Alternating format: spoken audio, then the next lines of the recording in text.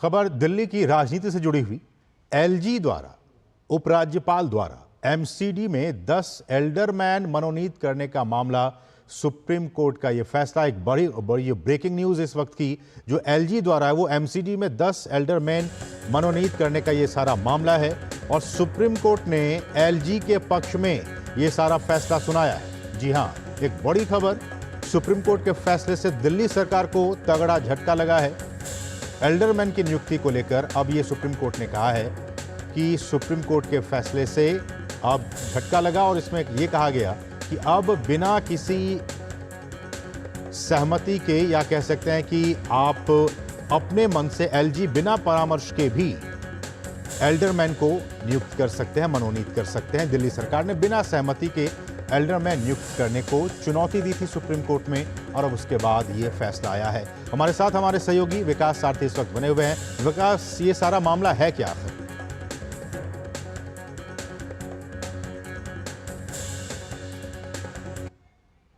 ये थे एल्डरमैन असल में अलग अलग क्षेत्रों के विशेषज्ञ होते हैं और खासतौर से जो स्टैंडिंग कमेटी होती है एमसीडी में, उनमें इनकी बहुत महत्वपूर्ण भूमिका होती है। लेकिन जैसे ही विवाद शुरू हुआ, दिल्ली सरकार ने कहा कि एलजी ये एल्डरमैन नियुक्त करके एमसीडी में दिल्ली आम आदमी पार्टी का जो उनको जो भी विजय मिली है, जो जीत मिली है, उसको न्यूट्रलाइज करना चाहते हैं, यानी एमसीडी के कामकाज में हस्तक्षेप करना चाहते हैं। सुप्रीम कोर्ट ने दोनों पक्षों को सुना और आज ये कहा कि ये जो बात कही जा रही है कि एलजी अपनी शक्तियों का इस्तेमाल एल्डरमैन की नियुक्ति करने के लिए नहीं कर सकते, ये पूरी तरह से गलत है। 1993 में एक संशोधन लाया गया संसद के द्वारा दिल्ली को लेकर के जो कानून है उसमें, और उसमें एलजी को ये इस बात की बराबर शक्ति दी है, पूरी शक्ति दी गई है कि वो एल्डरमैन की नियुक्ति कर सकते हैं।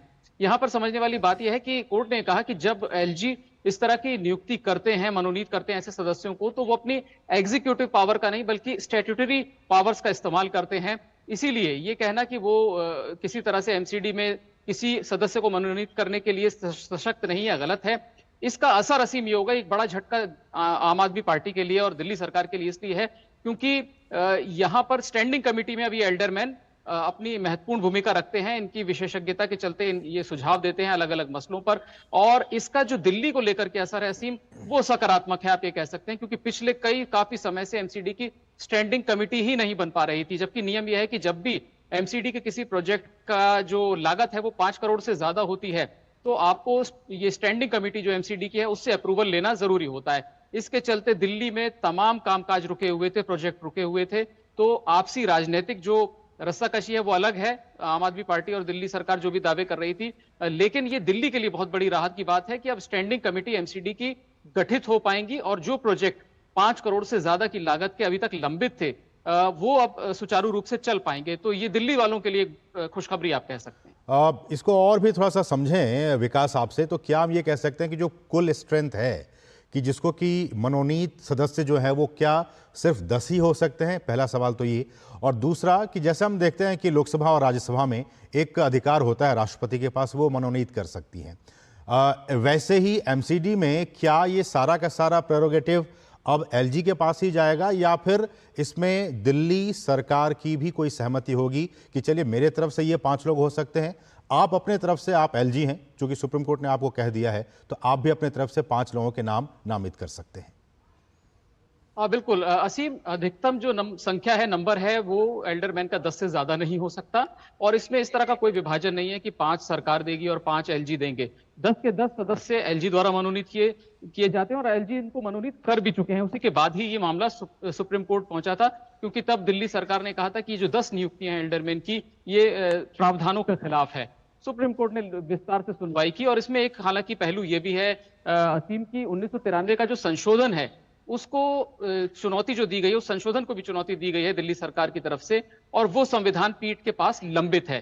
अब जब तक उस संशोधन को लेकर के सुप्रीम कोर्ट कोई फैसला देकर के व्यवस्था को पलट नहीं देता, 1993 के संशोधन के मुताबिक एलजी के पास ये शक्ति है कि वो एल्डरमैन की नियुक्ति स्वतंत्र रूप से कर सकते हैं। उनको दिल्ली सरकार से किसी तरह के सुझाव की, सहमति की जरूरत नहीं है। और ये एल्डरमैन जो होते हैं असीम, मैं फिर दोहराऊं कि ये एक्सपर्ट्स की वजह से, उनके एक्सपर्टीज की वजह से इनको नियुक्त किया जाता है, ताकि ये एमसीडी की जो स्टैंडिंग कमिटीज हैं उनमें अपने अनुभव का इस्तेमाल करके सुझाव दे सकें एमसीडी को, और ये तय किया जा सके कि क्या योजनाएं, क्या प्रोजेक्ट्स हित में है, उनमें किस तरह की एक्सपर्टीज की जरूरत है। इसीलिए ये एल्डरमैन भी बहुत महत्वपूर्ण भूमिका निभाएंगे। एमसीडी के जो भी प्रोजेक्ट्स लंबित हैं उनको शुरू होने में सबसे बड़ी दिक्कत यही आ रही थी कि 5 करोड़, आजकल आप अंदाजा लगा सकते हैं कि लगभग हर प्रोजेक्ट जो भी थोड़ा बहुत किसी इलाके का है, 5 करोड़ एक बहुत मामूली राशि है, लेकिन पुराने कानून के हिसाब से 5 करोड़ से ज्यादा का जो भी प्रोजेक्ट होगा उसमें बगैर स्टैंडिंग कमेटी के अप्रूवल के एमसीडी काम नहीं कर सकती। तो आप समझ सकते हैं कि लगभग सारे या 90% के आसपास जो कामकाज थे एमसीडी के, वो इसी विषय की वजह से अटके हुए थे, और ये फैसला इस लिहाज से दिल्ली के लिए बहुत महत्वपूर्ण है।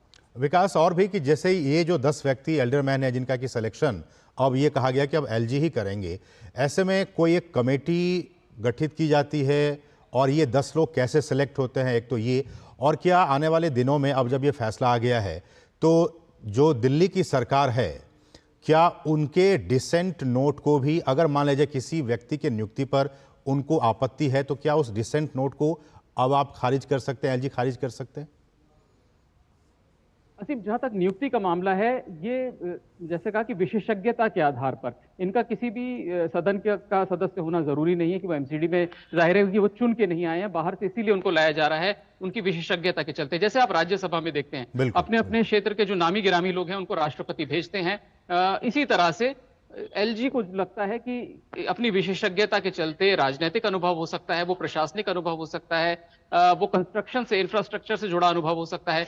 जो भी ऐसे व्यक्ति हैं जिनको उपराज्यपाल समझते हैं कि ये अच्छा अनुभव रखते हैं और इनकी उपस्थिति से एमसीडी को फायदा होगा, ऐसे लोगों को एलजी नियुक्त करते हैं। और अगर आप याद करें तो लेफ्टिनेंट गवर्नर ने ये नियुक्तियां कर दी थी, ये 10 लोगों को नियुक्त कर दिया था।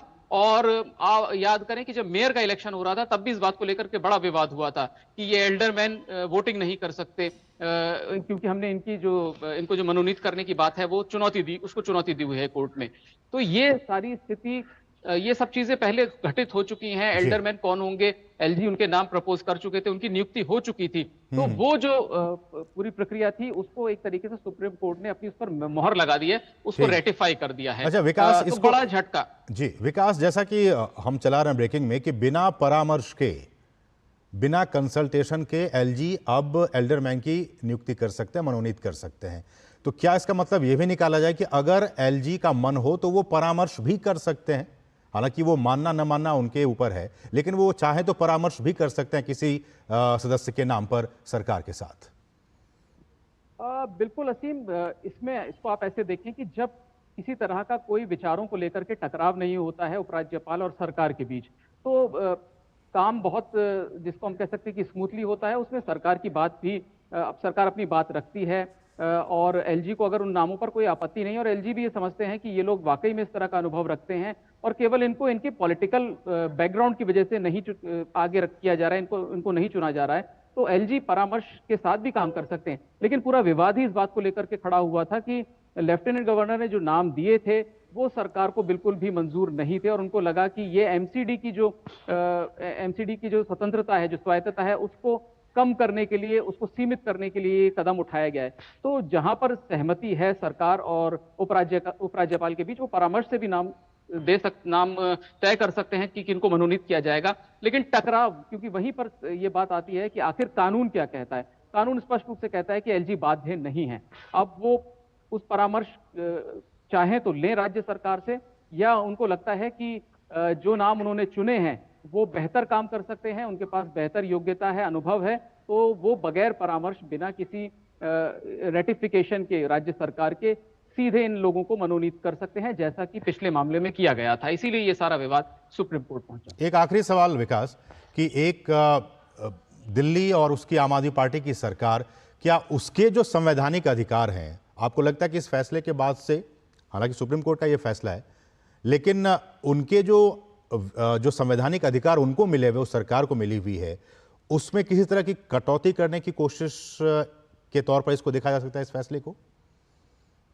असीम, देखिए, कोई नई व्यवस्था नहीं दी है, जो संसद का कानून, बनाया हुआ कानून है। पहली बात, दिल्ली एक पूर्ण राज्य नहीं है, इसीलिए इसकी तुलना आप दूसरे राज्यों से नहीं कर सकते। ये बात सुप्रीम कोर्ट ने भी कही है कि ये एक यूनियन टेरिटरी विद असेंबली है, इसीलिए किसी अन्य राज्य से, जो पूर्ण राज्य है, उससे तुलना की जाए, जहां पर कि राज्यपाल को बिना सहमति के एक तरफा फैसले लेने के लिए बहुत कम मौके होते हैं, बहुत कम ऐसी जगह हैं जहां पर वो बिना राज्य सरकार की राय के भी फैसले ले सकते हैं। लेकिन दिल्ली में शक्तियों का बंटवारा है उपराज्यपाल और दिल्ली सरकार के बीच, और ये बेहद संतुलित आप कह सकते हैं बंटवारा रखा गया है, क्योंकि एक विशिष्ट स्थान है दिल्ली का। यहाँ पर संसद है, यहाँ पर बहुत सारे डिप्लोमेट्स रहते हैं, बहुत सारे जो एम्बेसीज हैं। तो ये जो इलाका है, इसको लेकर के संसद को पता है कि कितनी शक्ति दिल्ली सरकार को देनी है, कितनी शक्ति उपराज्यपाल के पास होनी चाहिए, बेहतर संतुलन क्या हो। इसीलिए ये कटौती नहीं कहेंगे आप, क्योंकि सुप्रीम कोर्ट ने इसको स्पष्ट किया है कि जो 1993 में जब संशोधन आ गया है, तो मनोनीत करने की जो ताकत है, शक्ति है, वो एलजी को मिल गई है। और जब तक सुप्रीम कोर्ट की संविधान पीठ, क्योंकि मामला लंबित है, अगर कोई इसके खिलाफ फैसला नहीं देती है, तो यही व्यवस्था बरकरार रहेगी। चलिए, बहुत बहुत शुक्रिया विकास, इन तमाम ताज़ा अपडेट्स को और बहुत ही बारीकी से इन तमाम बातों को हमारे दर्शकों को समझाने के लिए आपका बहुत बहुत शुक्रिया। बढ़ेंगे आगे और एक दूसरी अहम खबर आ रही है। भाजपा के राज्यसभा सदस्य